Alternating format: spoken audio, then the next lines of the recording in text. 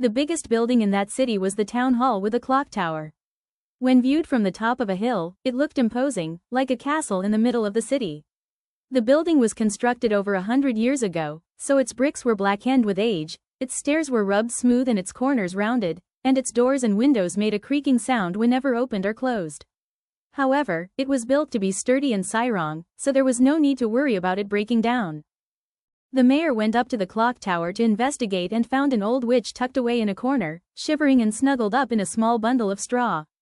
"Excuse me, ma'am, can you wake up for a moment?" asked the mayor as he gently nudged her shoulder. The old witch peeped open her eyes and said, "Oh, hello there, mayor.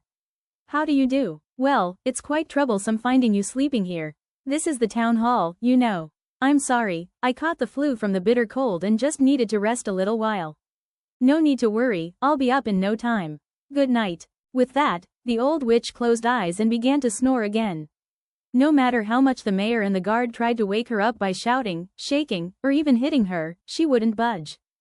However, on the 5th day after that, a big event happened. The old wizard lady sneezed and the clock tower's clock fell behind by 5 minutes.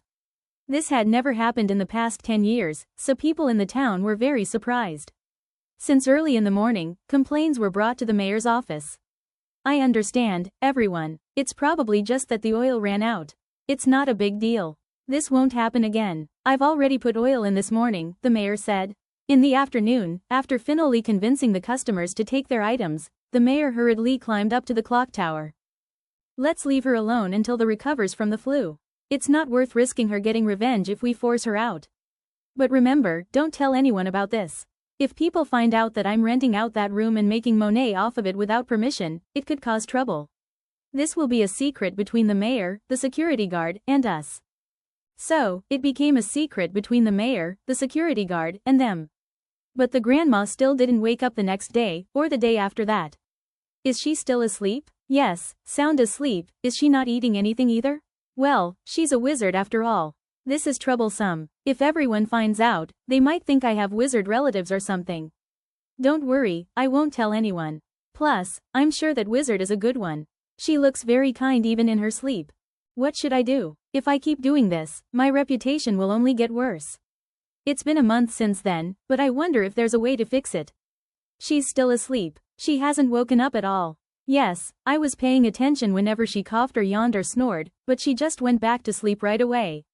What if we quietly put her in a bag or something and threw her away somewhere far? But, Mr. Mayor, she's wizard.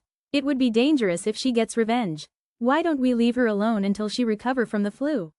She might do something nice if we do that. I'm not so sure." The mayor was a little worried, but he thought what the old guard said made sense, so he decided to leave the situation as it was. However, the mayor's worst fears came true. About 6 months after the wizard's grandmother moved in, there were incidents where the clock in the town was running slow. Instead of bringing complaints to the mayor, the townspeople began to spread rumors that the mayor was being stingy with the oil used for the clocks.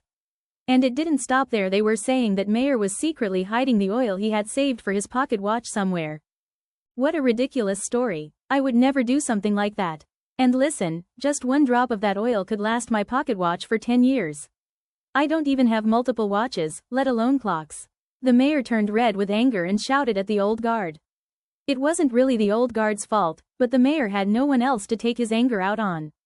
Enough is enough. It's been 6 months. Even the worst flu would be gone by now. I'm going to kick her out today. The old guard tried hard to persuade him, but the mayor was too angry to listen. He climbed to the clock tower and rudely poked the old woman to wake her up.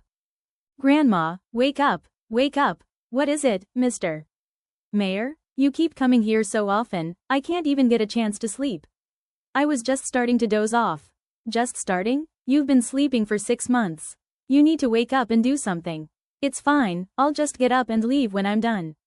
You being here is ruining my reputation? Don't worry, Mr. Mayor.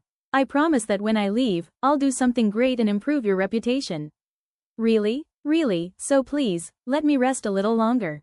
Good night." The mayor sighed and reluctantly left the room. "You say? I told you she's a good witch.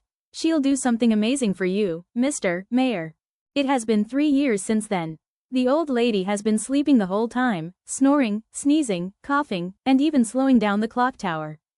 The mayor's reputation continued to decline. However, the mayor believed in the old lady's promise and patiently waited. Today was supposed to be the day of that promise. Tomorrow was the mayor's selection and he was sure to lose if he didn't something. He went up to the clock tower and called out to the old lady, "Please wake up, old lady." "What, Mayor, I told you to leave me alone," she replied. "It has been 3 years since then.